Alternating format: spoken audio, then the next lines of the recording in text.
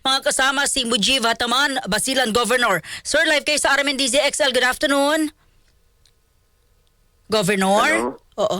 Yes, magandang hapon po. Governor, ano po yung mga pinakahuling balita ho sa inyo sa trahedya dyan po sa Basilan kanina madaling araw? Opo, mga, to be exact, 1:51 a.m. Ano yun, isang barko, MV Tricia, from Allison Company papuntang Holo, Sulu. Tapos actually nagkaroon ng mishap sa may isang barangay malapit sa amin.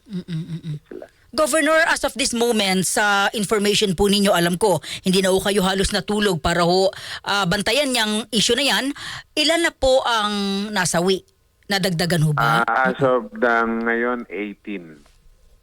18? Tapos 18 po, 7 ang nadala rito sa Basilan at 11 doon sa Zamboanga City. Ilan po ang na-save at missing? Ang missing na lang na according to Coast Guard kausap ko mga few minutes ago, nasa 24 at ongoing pa yung kanilang rescue operation ngayon doon sa site. Sir, yung barko hindi na talaga nasa lalim na talaga siya ng... Andon ha pa. Yes, andon pa ang barko. Nakikita pa naman siya, Gov. Yes, na pa nila. Andon pa naman siya. Oo. Gov, sa initial na information po sa inyo, ng mga tauhan po ninyo, sino po may problema? Well, hindi ho natin alam. Ang kwento lang ng mga tao kasi bigla lang tumagilid. Tapos yun, dire-diretso na po. So, tingin ko, ongoing man yung investigation ng Coast Guard. So, antayin ho natin yung magiging official statement nila. Actually, kakausap ko doon sa regional head ng Coast Guard. Kagagaling din nila sa area. Pero andon pa yung mga ilang barko nila to look into doon sa naiiwan pang hindi. Yung alleged. Gov? Ma'am. Gov. Napuputol po kayo. Pakiulit nga po, Gov. Nag-usap kayo with... Kausap po natin yung head ng West Midcom Coast Guard. Kagagaling lang nila doon sa area. So meron pa silang hinahanap na 24. At the same time, andon din yung ibang barko nila, barko ng Coast Guard, pati maritime sa area naghahanap. Ilan po, Gov, babalikan ko lang at least diretso ang report sa'yo. Ilan po again ang na-save? Yung buhay? Well, kasi ang ganito ho, Opo. ang nasa manifesto is 332. Okay. So, merong missing na 24. Tapos, hindi ko lang alam yung Zamboanga to be exact kayo na yung magmat nun. Tapos, ang namatay is 18. 20 plus yung maliban sa 332, 27 or 25 ba? Basta more than 20 ang nabanggit sa akin doon sa mga crew.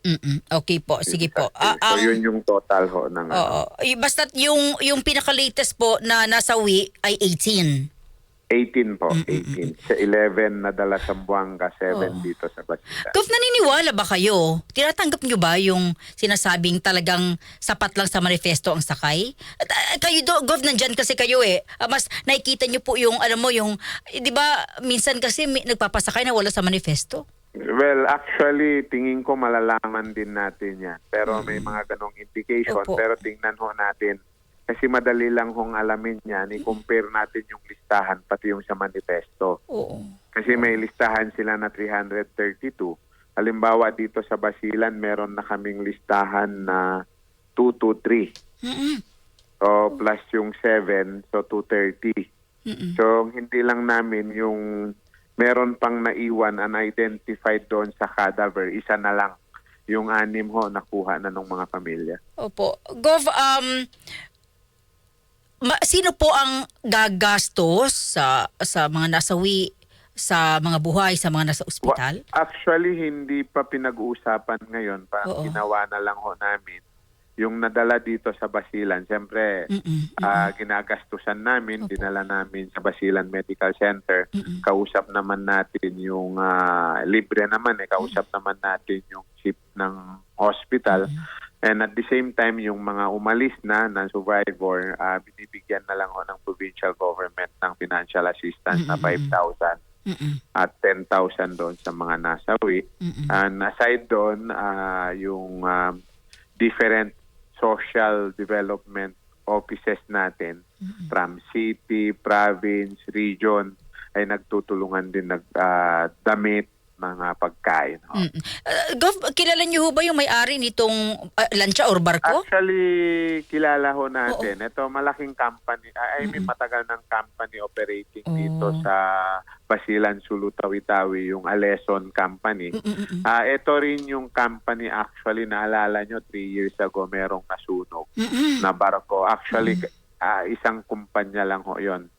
So, katuwang din natin sila doon sa pag-rescue actually kagabi. Wala ho ba kayong order, Gov, na until gray pa yung usaping ito, hindi mo na pwede maglayag lahat ng kumpanya ng Allison going? Well, depende na ho yan sa, depende na ho yan sa Coast Guard at Marina, lalong-lalo na sa Marina. Kasi sila yung mas authority. Pero syempre, kung pinigilan nila yan, dapat meron silang alternative din kasi doon sa mga bumibiyahe sa mga isla.